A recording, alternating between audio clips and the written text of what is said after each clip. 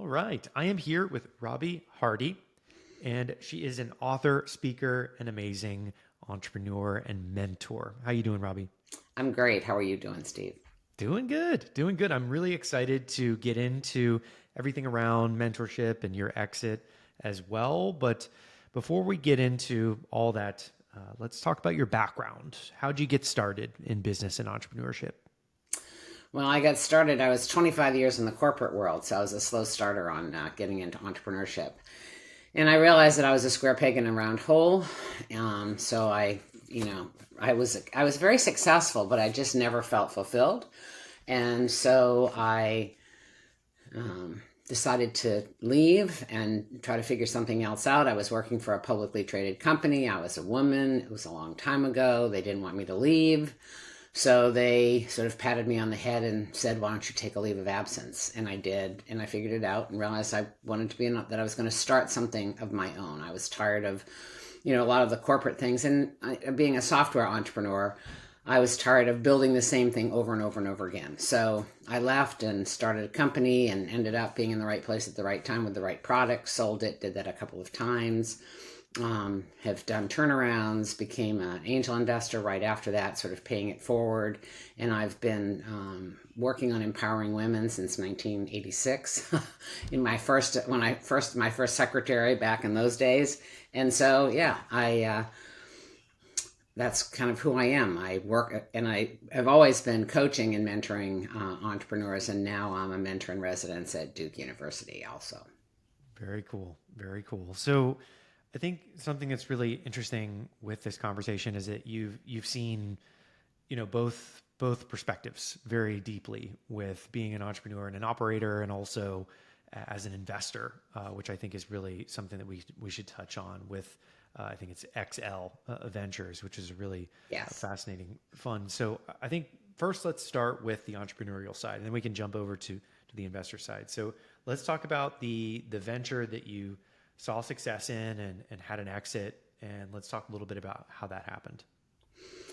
Well, it was, the product that, one of the things that, of course, we don't want entrepreneurs to is, if you build it, will they come, kind of thing. And so, because of my consulting background, I saw a need across multiple large corporations for a product. And so that was the product I set out to build in my first startup, which, of course, after being in the corporate world, I thought I knew everything and I knew nothing. But, those things happen. But from we built the company and built the product. We bootstrapped it initially, sort of, did consulting by day and worked on the product nights and weekends, and raised money. Not that, I mean, the investors had only been in the company for 9 months when I sold it. So, but again, it was on the exit side, it was timing. It was being in the right place at the right time and recognizing that somebody saw it and was interested, and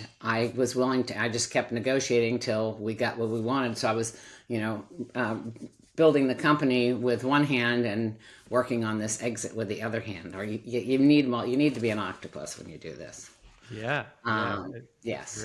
very difficult managing the day to day and these like high level conversations.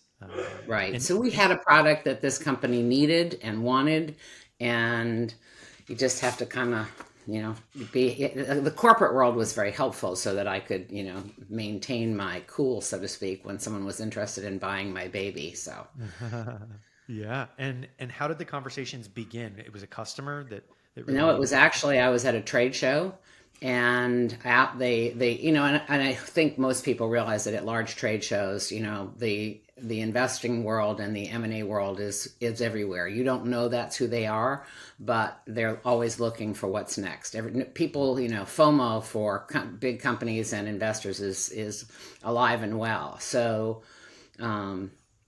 The company that bought the mine was looking for, they were about to change, they had a new strategy. They were looking for pieces of it, and we were there. We were very early. They didn't know that necessarily. They found that out later. And it was exactly what they wanted. So the conversation started by them calling me and me not taking their calls. This was before, or I couldn't see, caller ID was not alive and well, and particularly in landlines. And so I just didn't return the calls till a colleague of mine said, this guy's trying to reach you. I think they want to buy your company. I'm like, yeah, right. So anyway, and that's how it happened. So Nice. finally, yeah, so there's a message there. Yeah, return the call. Now, of course, it's a different world. You don't want to return all those calls, but yeah. Yeah. Yeah. And I like that. That trade shows everyone's shopping in different capacities. Like people are Right. shopping for at the booth, and then some people are shopping for the booth itself, the Right. company itself. Right.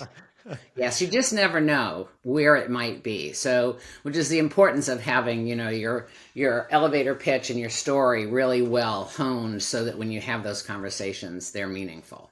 Yeah.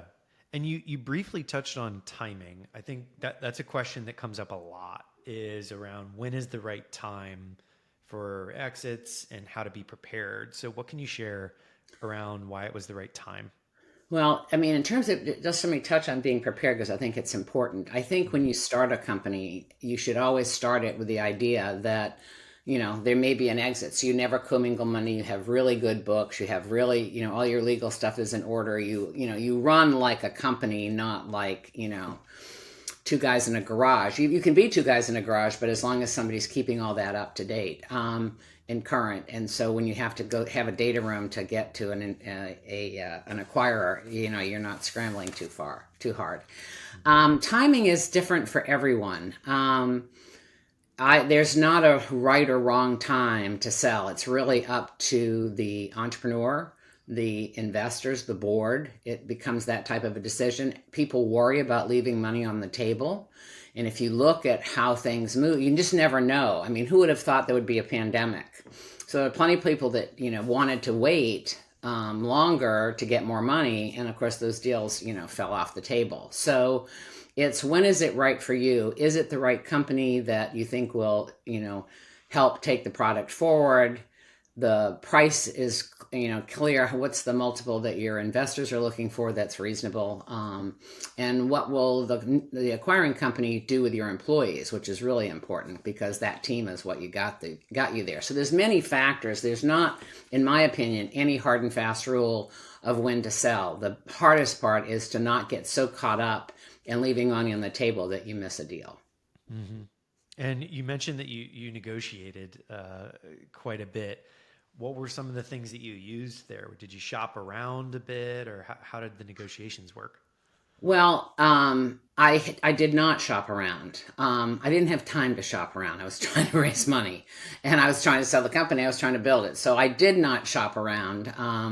Other than I had worked in M&A in the corporate world, so I kind of looked to see what the multiples were and what the price might be, and I got a walk away price. What's the least I could take from the board, and so I always had that in my pocket. As an aside, at the final negotiation table, I was negotiating. I had an 8 ball in my briefcase, and it turns out that the CEO had a big 8 ball in his office. It was sort of a Buddha. I had one of those little cheap black things, and we had a little 8 ball contest. And after it was very humorous, and it was really, I don't recommend doing that, but it just happened, and that's actually how the deal closed. And this was a multi-billion-dollar company so these things do happen. The reason that I had the 8 ball is that had traveled.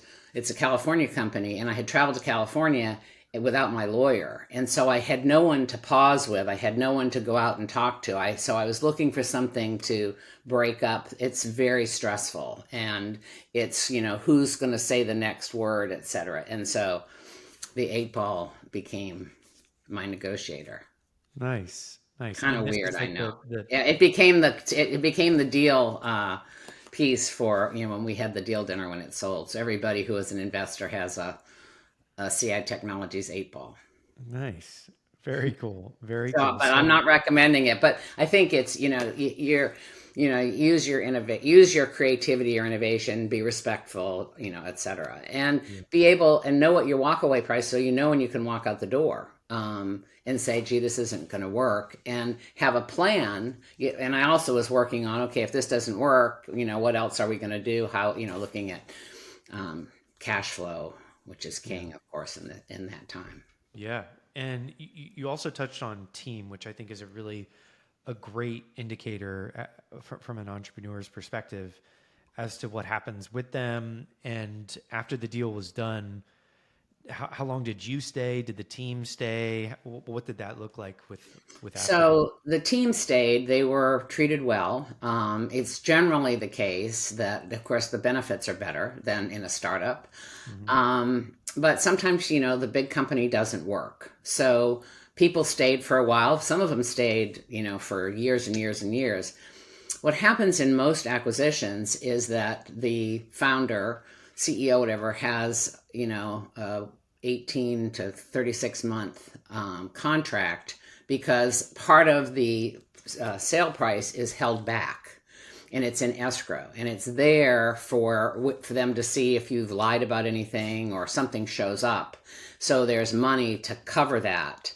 And so everybody has that held back. And so, and when that period, mine was 2 years. And then when that happened, and I couldn't get out fast enough. I had been in the corporate world and they were starting a new division, and everybody, all the others that had been acquired, all wanted to be CEO of this new division. I just wanted out. I learned a lot. It was very interesting, but I was ready to move on. Nice. And that's And very my yeah, cool. and part of the negotiation was also, instead of just focusing on the price, it was focusing on all the other pieces and meeting other. I mean, I met other CEOs that had been acquired by this company to get a sense of what it was like. So that kind of, that shopping around part of it, doing my due diligence on them as much as they did on me. Hmm. Hmm. And that's a great segue into what happened next. Like you shifted gears onto the investor side after that, or did you Yeah, operate? immediately. Yeah, I mean, I did a bunch of things, but I did start investing. I had individuals had invested. I had angel investors. So I thought I should pay it forward. And my attorney was kind enough to introduce me to some startups. And I initially started investing on my own. And again, I thought I knew what I was doing. And what happens, because I'm an entrepreneur, I've been an investor for a long time, but I'm an entrepreneur at heart. So what happens is you fall in love with the entrepreneur or the product and you don't do a good job in the early days of really seeing, does this business make sense? But I loved I'm into the thrill of the chase, what's next, not knowing it, etc. So it really worked for me. And I was still building, we were still building technology and selling it off, not, just selling the technology off. Um, and I got into angel investing that way and trying to pay it forward. Nice, nice. Yeah, I see that kind of as a common theme with a lot of entrepreneurs as a characteristic is people after some success they want to either teach it or help others go through it and share the wisdom around. So I think that tracks quite well. Yeah, So yeah, it's that whole idea of people helped you. I mean, it takes a village yeah, to build and exit a company. So there's a lot of ways that you can pay it forward. yeah, and we touched on a lot there with the exit. You moved on to investing, helping pay it forward. What sort of happened after the investing? Were you mentoring alongside of it? I'm very interested in your whole methodology around investing because you take a mentor approach, right?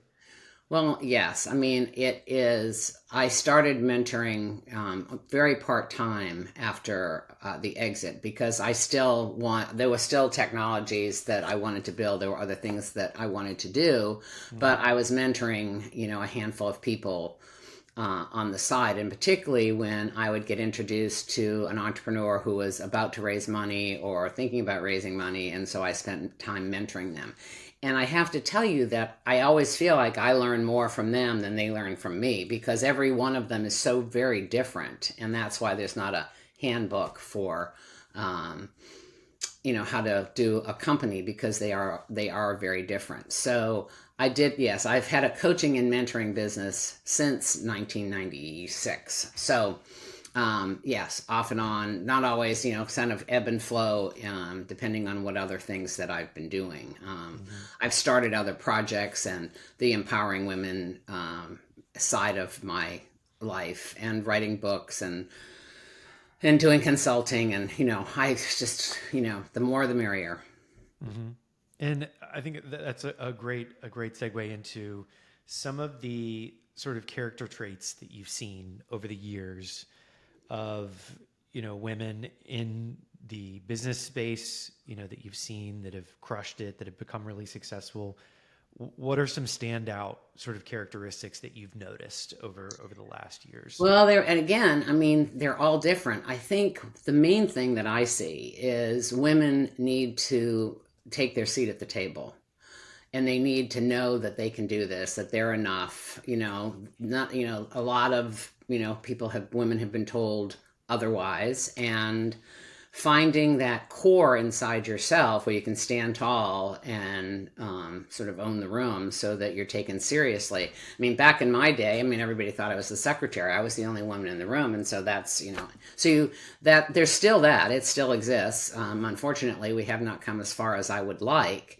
But women need to look in the mirror and see, how can I do this? And part of that is, one of the things that I coach with women is, if you're going into a difficult situation or something you're nervous about, how you prepare yourself so that you're ready to, to belong at the table, and how all about it's about the physical, it's about the voice, it's about the speech, it's so many things, but it really starts on the inside. Mm-hmm. So the women that I have seen and be really successful, you never know what they're thinking inside. I mean, nobody would ever think that I go through my own insecurities, but we all do. And recognizing that that's the case, that all these strong women or strong men you see, you think, well, they don't ever question themselves. Well, that's not true. If I've met you in a bathroom somewhere where I'm looking in the mirror going, okay, I can do this, let's do this, is part of it. So women have to trust themselves and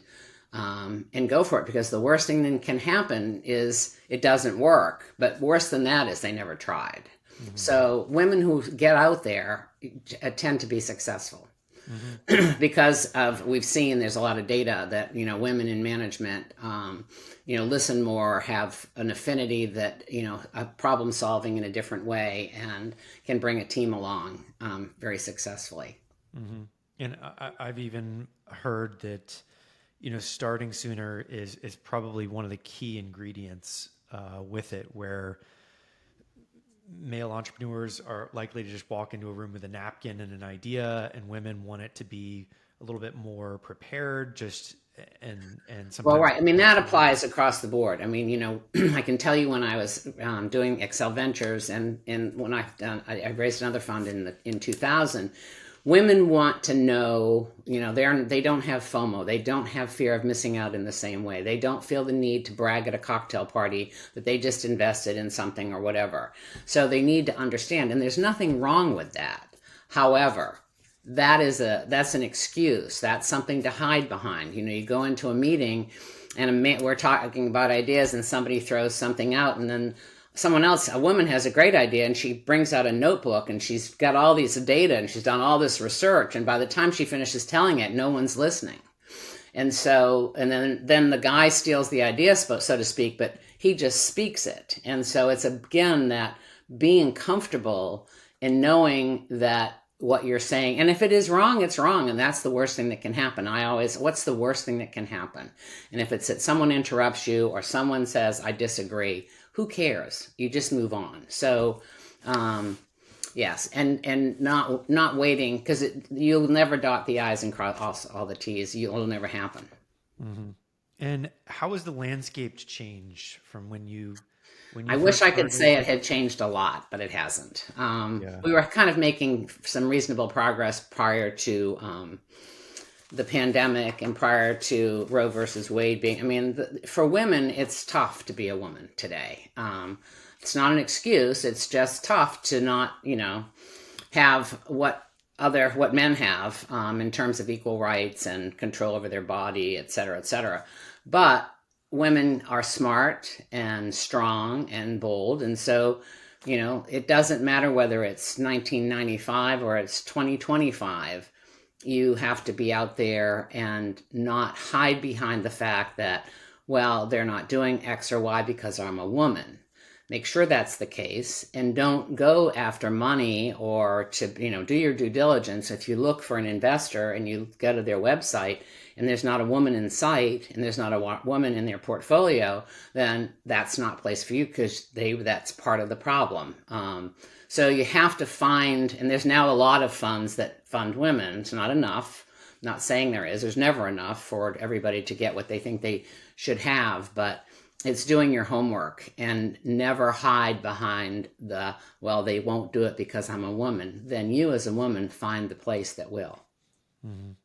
Well said. And I think there's a lot of different tactics that, from a high level, that people have suggested to me, people have brought up on the podcast many times, about how, in an ideal world, the playing field was leveled.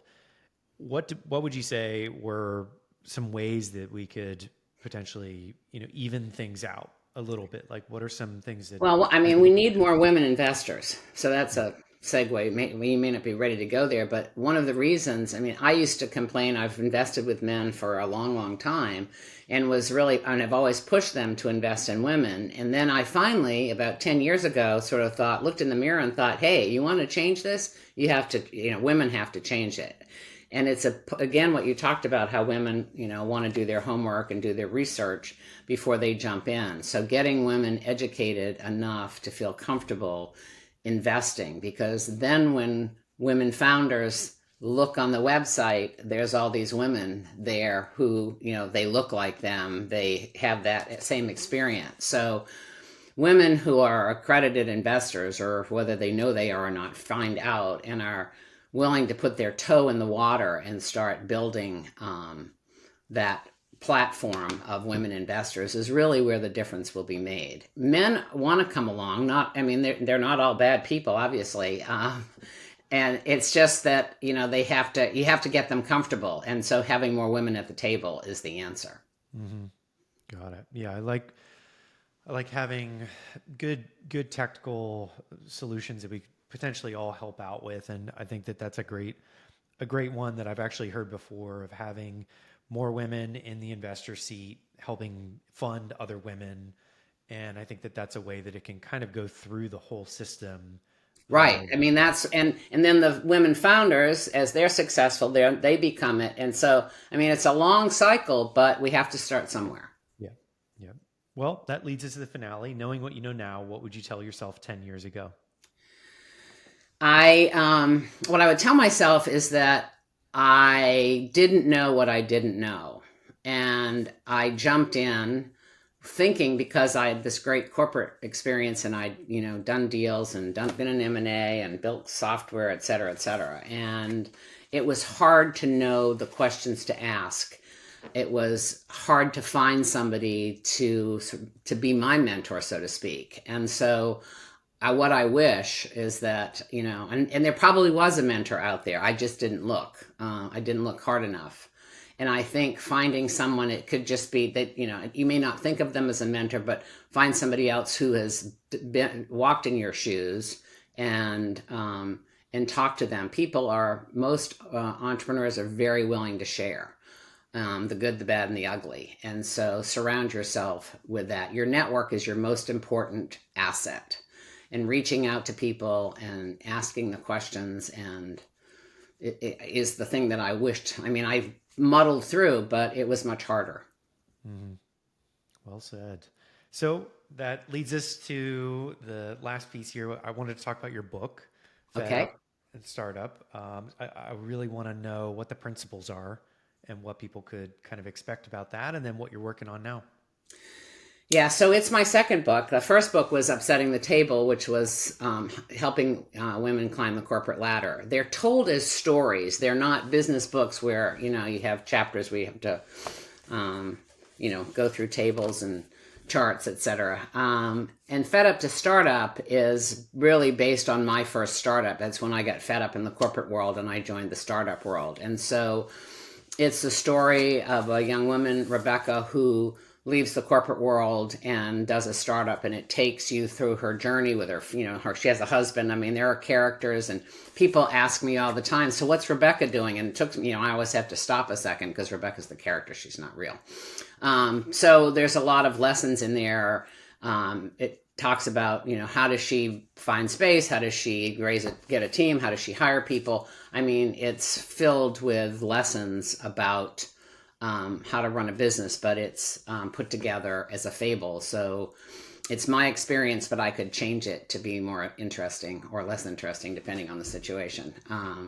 So yes, it's doing very well. I'm very excited. I just released it in June, and people like it because they can remember it. The idea is they can remember how, Rebecca did that, or what the situation was. It stays with you longer than, and nothing wrong with straight business books, but it's just a different approach.